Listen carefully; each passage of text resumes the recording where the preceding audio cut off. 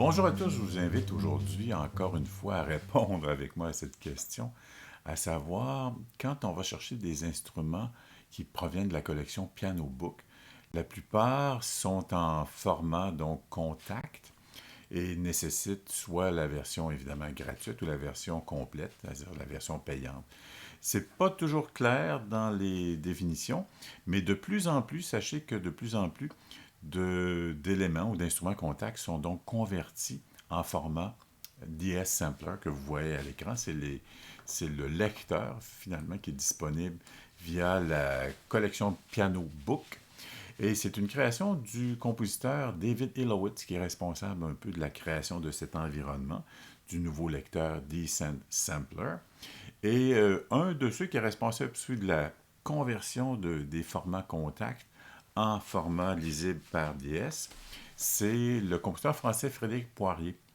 Donc, il y a quand même beaucoup de collaborateurs qui sont présents à l'intérieur du site Piano Book, que je vous invite effectivement à circuler, à aller voir, à télécharger des éléments et aussi contribuer, puisque malgré le fait que la plupart des éléments qu'on va trouver sur le site sont gratuits, sachez que cette générosité, la plupart des compositeurs ou des ingénieurs qui fournissent les sons, acceptent évidemment volontiers une contribution de votre part si l'élément vous intéresse.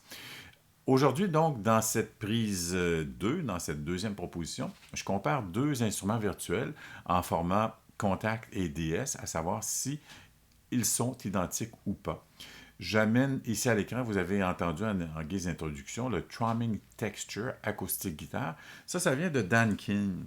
Et ce que c'est, finalement, c'est une répétition d'une note de façon aléatoire, ou enfin irrégulière, je dirais, qui fait que quand vous le combinez à un accord,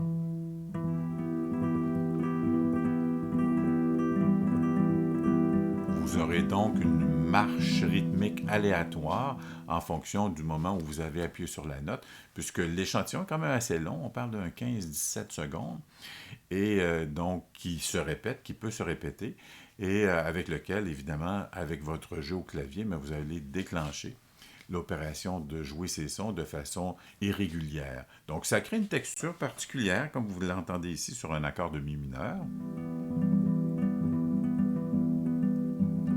Et les éléments d'accueil qu'on retrouve dans le format DS sont le volume, le ton, le reverb, attack et release.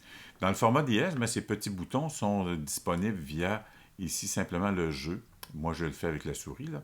Mais vous voyez que plus l'injection est présente, plus la couleur tourne au gris pour avoir une injection complète. Tromming Texture Acoustic Guitar en format DS. Le voici maintenant exactement le même instrument en format contact. Donc, vous voyez qu'ici, on a une version vraiment de base avec l'élément aussi simple que le lecteur. Mais voici la sonorité. Je reprends l'accord de mi mineur.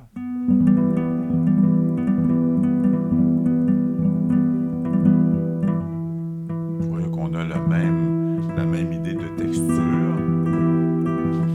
Avec celui-là, si on veut soi-même vérifier, parce que peut-être que le compositeur nous a laissé avec le langage informatique ouvert, qui fait qu'avec ce petit onglet qui ressemble à une pince ou un wrench, si on veut, vous cliquez là-dessus, et là, vous avez accès aux éléments. Là, vous voyez ici l'onde complète, enregistrée en stéréo, en deux formats.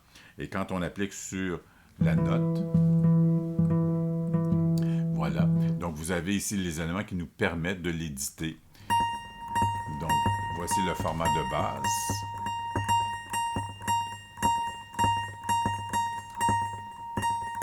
Donc, on voit ici que la durée de l'échantillon, c'est 17 secondes 30 centièmes. Donc, voici l'échantillon complet. Et à partir du moment où il se transpose via le clavier, on peut aller à un niveau, effectivement, de transposition jusque... Celui-ci nous amène jusqu'au mi, le dernier mi de la guitare. Donc, vous voyez que à la fois le timbre descend, mais la répétition rythmique est aussi en fonction de la hauteur du son. La chose que j'avais remarqué comparativement à l'élément des S ici, vous voyez le clavier. Donc, je reprends la même note, le même mi. Vous voyez qu'il se retrouve ici. Et en format DS, donc Descent Sampler, on a encore un octave, même plus qu'un octave, on a jusqu'au Do grave ici, qui maintenant va sonner comme une contrebasse. basse.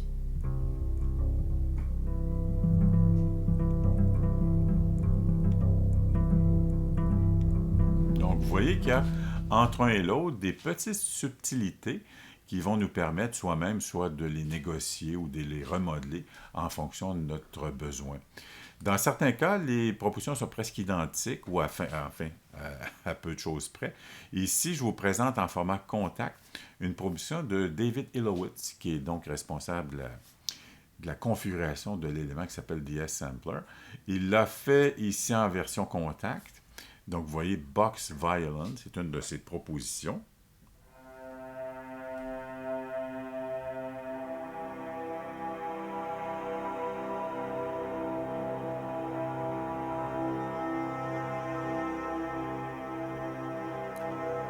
Qui propose donc un son de violon un peu particulier puisqu'on a l'élément du bois de la caisse de résonance.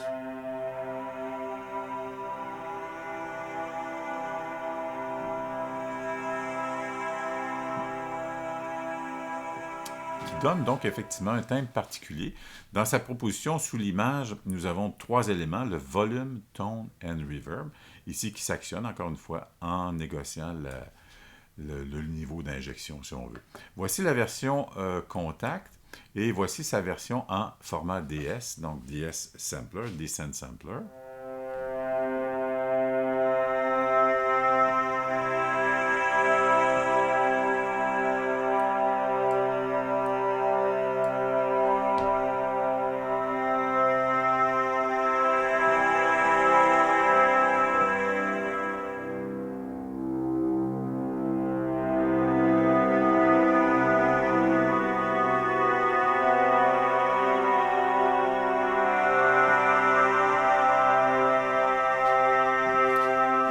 Format, donc, où on retrouve à peu près les mêmes propositions ici. On a dynamique, tone et une reverb. Et ici, un peu dans la même idée, dans la même ligne, on a l'injection, le niveau d'injection en négociant aussi le niveau, donc la roulette qui peut être disponible via assignable à un contrôleur MIDI externe, comme il se doit. Et vous voyez que dans la proposition, les éléments sont assez identiques. Ici, dans la note grave, au niveau du registre, on va jusqu'au Do grave, ici, qui nous donne un timbre plus près presque du violoncelle, où on perd le côté un peu de la boîte.